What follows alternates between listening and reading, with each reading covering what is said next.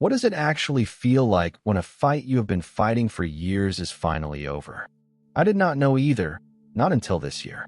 I am going to tell you exactly what that felt like, but the ending will not make sense unless you know how long the fight actually was, and how many mornings I genuinely believed it would never end at all. 2 Corinthians chapter 3 verse 17 is where I want to start. Now the Lord is the Spirit, and where the Spirit of the Lord is, there is liberty. 4 years liberty was a word I heard on days like today and never once applied it to my own life. I thought it was for nations, not for whatever was going on in my own head. You know the voice by now if you have been with us this week. Years of comments from people who were supposed to be safe, stacked so high I stopped hearing them as separate voices and started hearing them as my own thoughts. I spent so long just trying to manage it, then learning it was never mine to carry, then giving away what was left of it to someone who needed it more than I did. Each part of that mattered, but none of it was the actual end of the fight. I did not know that yet. Genesis chapter 32 verse 28 is the verse that finally made sense of what came next. He said, "Your name will no longer be called Jacob, but Israel, for you have fought with God and with men, and have prevailed." Jacob did not walk away from that fight unmarked.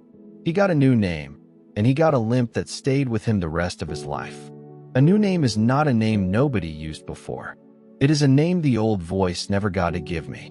There was a morning a few weeks ago where I woke up and realized the voice had not spoken first that day. Not once. It had been days, maybe longer, since it had gotten the first word, and I had not even noticed it stop. Romans chapter 6 verse 22 is where the surprise actually landed for me. But now, being made free from sin and having become servants of God, you have your fruit of sanctification and the result of eternal life. I always thought freedom meant belonging to no one, answering to no one, needing no one. It turns out real freedom was finally belonging to the right one instead of whatever voice happened to be loudest that week. I have to be honest about something before I finish this. Some days I still miss the voice a little. Not because it was kind to me, it never once was, but because it was familiar, and familiar can feel safer than free, even when free is so much better. I did not expect that part. 2 Timothy chapter 4 verse 7 is the verse that finally explained why all of it was worth it. I have fought the good fight. I have finished the course. I have kept the faith. Paul was not talking about a fight God started. He was talking about a fight he chose to keep showing up for, day after day, until it was actually finished.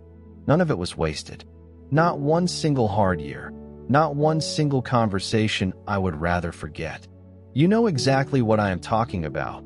The version of you that is still waiting to believe the hard part actually produced something instead of just costing you something. So here's what it actually felt like the morning the fight was finally over. It did not feel like winning. It did not feel dramatic at all. No fireworks, no big realization.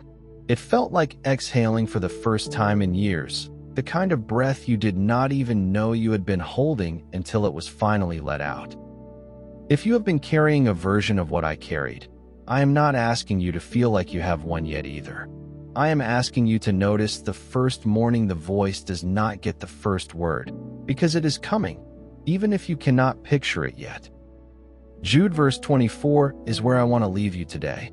Now to him who is able to keep them from stumbling, and to present you faultless before the presence of his glory in great joy. That joy is not cheap. It is earned, the same way mine was, one small, ordinary morning at a time, and it was worth every single one of those mornings, even the ones that felt like nothing was changing at all. Drop the word "carried" one final time this week if this whole week has meant something to you. Leave what you are carrying in the comments, and we will pray over it with you.